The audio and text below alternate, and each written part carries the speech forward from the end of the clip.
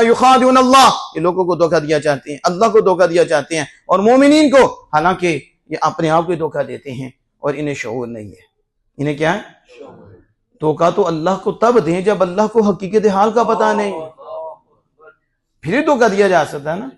बल्कि अल्लाह की इताअत से हुजूर भी सब कुछ जानती, सारे गैब अल्लाह ने अपने महबूब को अता फरमाया क़यामत तक का। लेकिन हुजूर क्यों नहीं बोल रहे थे? इसलिए कि वही इलाही नहीं आई।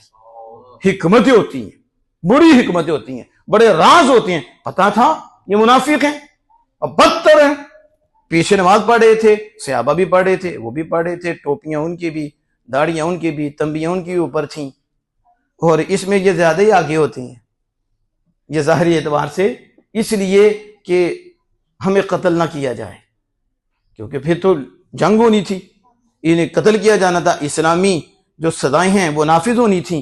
तो इन कुत्तों ने क्या किया? कलिमा पढ़ लिया ज़ाहिरी तौर पर, ताकि हमारा खून ना हो और फिर हमें माल भी मिले, फायदा भी उठाएं और अंदर अंदर से मुसलमानों की जड़ें काटें।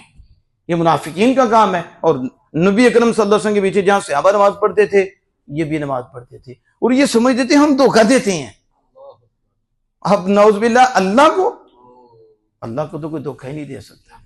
मुफस्सिरीन इकराम ने फरमाया यहां मुज़ाफ महज़ूफ है, असल इबारत यह है युखादिऊन रसूल अल्लाह, वो अल्लाह के रसूल को धोखा दिया चाहते हैं। तो अल्लाह अज़्ज़ व जल ने अपने महबूब का नाम नहीं लिया और बता दिया, और जो मुझे धोखा देना चाहता है, मुझे तो कोई दे नहीं सकता, ये मेरे रसूल को धोखा देना चाहते हैं। वो मेरे रसूल को जो धोखा देते हैं गोया कि वो मुझे ही देते हैं। यानी हुजूर की जगह अल्लाह ने अपने नाम को जिक्र किया है। इस तरह कुरान पाक में मौजूद है, इन्नल्लज़ीना युज़ूना अल्लाह व रसूलहू लअनहुमुल्लाहु फिद दुनिया वल आखिरा, बेशक जो अल्लाह और उसके रसूल को अज़ियत देते हैं। एक जज, अल्लाह पाक उसे भी हिदायत अता फरमाए, वो कहता है अल्लाह को कैसे अज़ियत होती है? इन्होंने पढ़ा क्या है? ना इन्हें उसूल का पता है, ना इन्होंने अरबी उसूल पढ़े।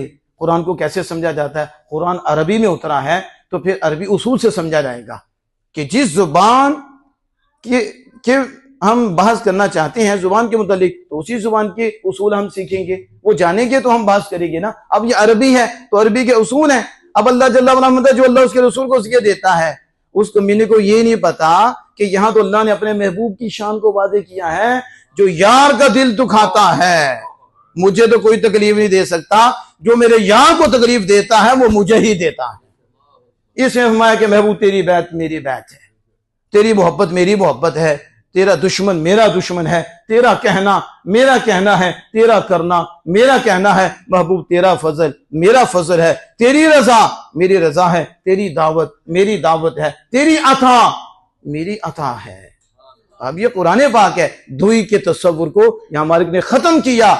जब यार होते हैं तो फिर बात एक होती है। मैं तो मालिक ही कहूंगा कि हो मालिक हबीब, यानी महबूब और मुहिब में नहीं मेरा तेरा।